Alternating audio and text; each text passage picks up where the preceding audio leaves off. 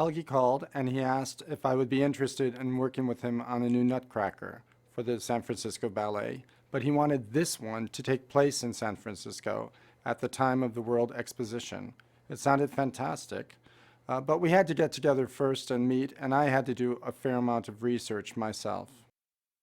In order to design the real clothing we see in the prologue, for instance, on the streets of San Francisco, the people who are possibly coming from the World's Fair, I went back and I looked at fashion plates, but I also looked at a lot of real photographs of people in San Francisco, but people throughout America.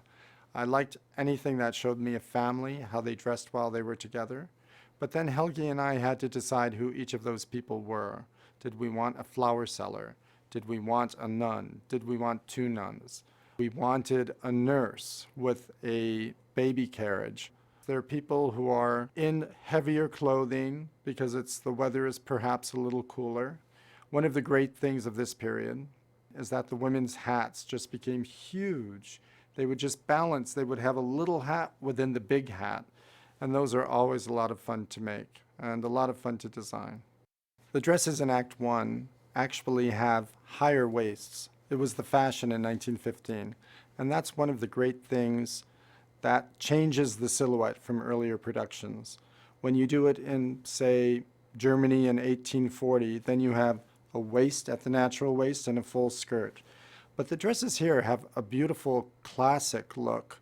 The designers were looking back to Greek antiquity, and so they actually liked the long lines that it presented to the body. And dancers, not surprisingly, love that as well. They love the fact that they look like their legs go on forever. So it was fun to actually bring that to life, albeit in this production it's only on the people in the real world. The men remained, I think, as limber as ever, but I think it freed up the children as well because there are just far fewer petticoats. And so you have a much lighter quality to the whole dance. Helgi thought that we should rethink the role of Drosselmeyer as well. Reinterpreting that character meant I could be a little looser with the way I made his clothes. Whereas the family clothing is pretty realistic, I decided to make Drosselmeyer's clothing magical from the get-go. His coat is made out of velvets with little bits of glint and silk here and there. And one of the wonderful things is that the interior of his cape, which has a certain amount of power, magical power that we see later, is painted with red gears like the inside of a crazy clock. And at one point, he even reverses that cape and spreads it out, and that's when we know the magic is going to happen. Well, the star of the show is the Nutcracker. That's a figure that's masked, and you have to make a mask that can be seen everywhere because he's more athletic than any of the mice. He has to do so much. He has to have a sword fight. He has to be really safe in that. But of course, that gives him a great big head, which is partially what you want because he is the Nutcracker. But then we had to create bodies that were flexible enough for the dancers and yet actually bowed out to give him a not realistic human body, so that after the battle, when he's transformed into a human, that jacket breaks away and you see the prince underneath. That took a lot of fittings and a lot of soft inner construction. We also were inspired by the fact that the military uniforms of the 19th century used to be built with a lot of padding in the front to provide the men with a look like full of pride. They loved their chest to puff out. That was still there in the 19-teens, but especially in the military. So that was a big inspiration for where those costumes came from. The other great animals I was able to design were the horses for the carriage that transport Clara into the worlds of fantasy and ultimately perhaps on her trip home. And we knew that these would be adult male dancers. But we, of course, want horses. So we had sculptors make plexiglass transparent horses with full flying manes coming out. And the manes are all a little bit like icicles. You can sort of see that there's a dancer within it. That was a fantastic thing to have to figure out.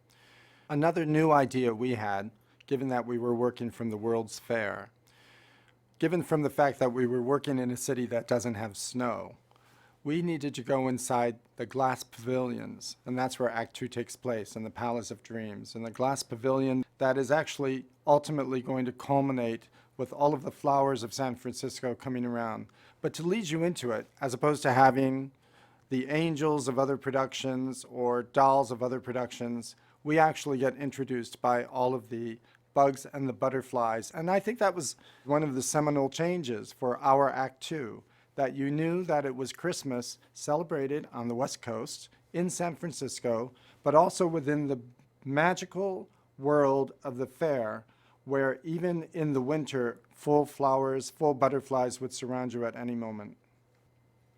When it came to designing the snowflakes, the dancers who are the snowflakes, I think it must be everybody's dream to be able to design that scene, but it's also one of the scarier things because there are so many beautiful interpretations. But we started off by actually letting them be in the longer tutus, the classic length, which always has a beautiful flow to it. And the people who made the clothes for me layered lots of subtle layers of twinkly fabric and sequins fiddled in so that they would be magical and you could see them flit across the stage. You see light play across them, just like you see on a snowy field. And then we took their hair and we wanted them to be a little less human. So instead of seeing a crown on top of the hair, you actually see almost like a Russian headdress come out, made out of snowflakes on their head. With the flowers, like the snowflakes, it can be a little tricky to find your own way into how you want to interpret them. I had a conversation with Helgi first, and we determined that we wanted them to be made out of tulle, to be as airy as other productions, not heavy, but sort of floaty. And so I went back and looked at Victorian petticoats from, I'd say, 1900 through 1914, where they created fabrics that were increasingly transparent. And in fact, it's one thing about the teens is that the dresses of the women were made out of fabrics that were just like dreams as they walked. And so we went back and we studied some of the petticoats, went through, did the layering of many, many colors.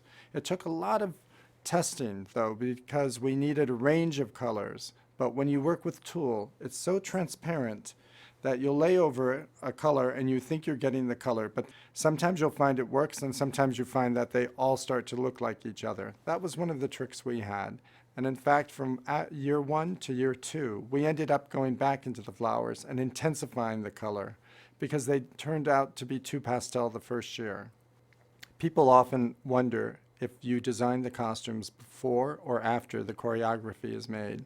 You actually wait to see what Helgi creates in the room, because it's going to influence not only the garments that you put on people, but it's going to influence the way that you distribute your colors and your patterns throughout the piece. Until he made the Dance of the Flowers, we had a general idea of what the shape would be, but we could not determine the colors.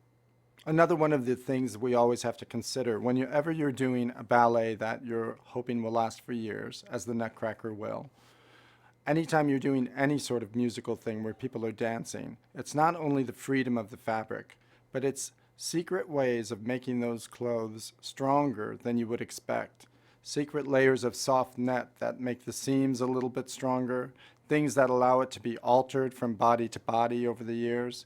The trick is to keep it looking as light and delicate as possible. So that's something I think in our business we always enjoy. When people see a ballerina and she looks as light as air and we know she's actually made out of iron, that's great for us.